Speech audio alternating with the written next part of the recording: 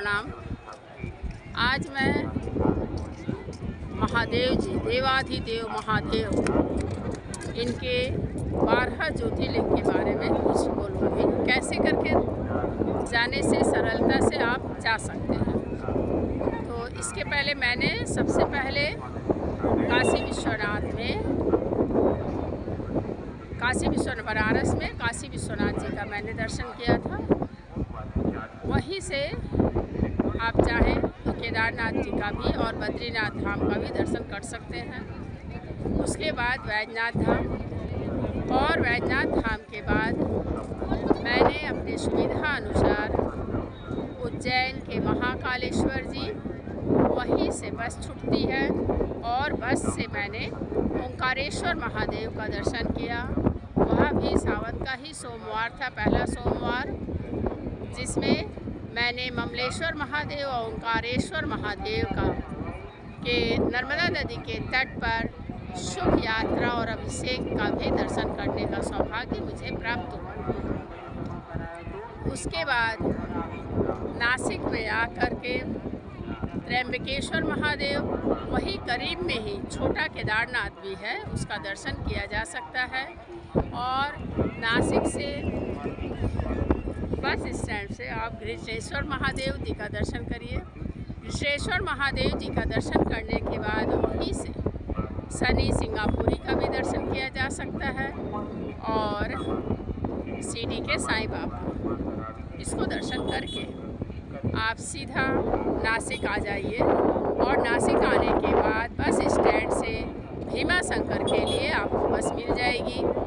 भीमा शंकर जाने के लिए बस में बैठ करके आप भीमा शंकर उतर सकते हैं। लेकिन हमेशा याद रखिएगा कि कोई भी यात्रा आपको करनी है तो अर्ली मॉर्निंग, जितना अर्ली मॉर्निंग आपसे संभव हो सके आप उसे करिए। तो इस तरह से अभी तो मैं सोमनाथ में हूँ, तो प्रसाद लेने के लिए मैं चली गई थी। ये प्रसाद मैंने पा भी लिया है। यहाँ प्रसाद की सुगम व्यवस्था भी है, साबूदाने की खिचड़ी।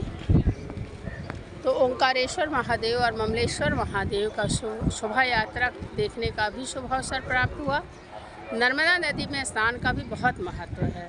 तो इंदौर से यदि आप चाहें तो महेश्वर महादेव, वहाँ पर नर्मदा नदी के तट में आप जा सकते हैं। और वहाँ पर प्रत्येक नर्मदा नदी के किनारे बहुत सारे शिवलिंग हैं। यदि आप देखना चाहें तो मेरे चैनल को सब्सक्राइब करिए। और ये मैंने जितना अपना यात्रा किया है, लंबी यात्रा, उसको सब कुछ मैक्सिमम मैंने यूट्यूब में डाल दिया है। उसके बाद भीमा शंकर, बस वह जो मैं कह रही थी कि कोई भी यात्रा करिए अर्ली मॉर्निंग करना है। अर्ली मॉर्निंग करना ही भला है। बहुत सारी सुगम बने आराम से दर्शन की जा सकती है। तो उसके बाद भीमा शंकर जब मैं गई तो भीमा शंकर देर हो गया था, लेट नाइट होने की वजह से बस और नहीं मिली, क्योंकि मुझे कोई ज्ञान नहीं था। तो 9:30 के लगभग मैंने बस स्टैंड में पदार्पण किया। उसके बाद वहाँ कोई वैसा ठहरने का भी प्लेस नहीं मिला। सिर्फ 10 रुपये टिकट में मैं घोड़े गाँव, वहीं एक लास्ट बस आई थी, वो घोड़े गाँव जा रही थी। तो मैंने सोचा कि चलो यहाँ से तो हट जाए, क्योंकि मैं लेडीज़ थे। तो घोड़े गाँव मैं आई और घोड़े गाँव आने के बाद वहाँ 6:45 बजे मुझे भीमा शंकर जाने के लिए बस मिल गया आराम से।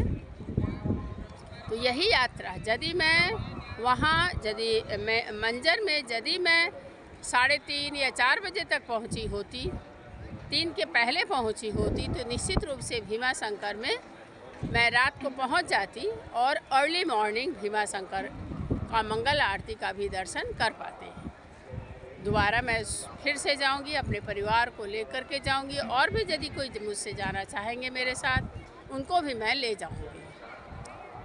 जो भी हो, महादेव जी की असीम कृपा है। भीमा शंकर महादेव जी का दर्शन बहुत ही अच्छी तरह से हुआ। किसी तरह की परेशानी भी नहीं हुई, कोई बहुत ज़्यादा लाइन भी नहीं लगाना पड़ा। वहाँ का कहना है कि 10:30 के बाद 10 साढ़े 10 के बाद बहुत ज़्यादा लाइन लगती है। तो भाई अर्ली मॉर्निंग यदि पहुँच जाए 6:45 में हम लोग चढ़े थे और 9 सवा 9 के आसपास भीमाशंकर पहुंच गए। एकदम आराम से, बहुत ही सुगमतापूर्वक, सरलतापूर्वक भीमाशंकर महादेव जी का भी दर्शन किए। और दर्शन करने के बाद 10:30 बजे वहीं से बस पकड़ करके मैं बॉम्बे आ गई। और बॉम्बे आने के बाद जब बॉम्बे पहुंची तो वहाँ सिद्धिविनायक गणपति जी का भी दर्शन की, मुंबा देवी का भी दर्शन की। और फिर उसके बाद द्वारिकाधीश को भी छोड़ा नहीं जा सकता है, तो द्वारिका गई वहीं से ट्रेन पकड़ करके। और द्वारका में ही नागेश्वर बाबा ज्योतिर्लिंग का दर्शन की। और उसके बाद वहीं से द्वारका स्टेशन से वेरावल आई और सोमनाथ महादेव जी का दर्शन की। तो हम लोग कल 5:15 बजे के लगभग सुबह पहुंच गए थे। तो सुबह ही मैंने दर्शन किया पहले। और दर्शन करते हुए यहाँ समुद्री तट भी है और त्रिवेणी भी है, त्रिवेणी संगम स्थल। उसके आसपास बहुत सारे मंदिर हैं। यहाँ आने से ही सब जानकारी प्राप्त हो जाएगी।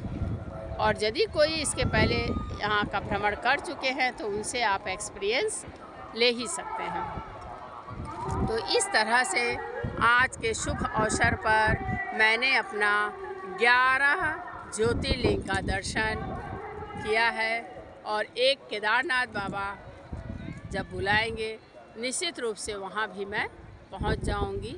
हर हर महादेव।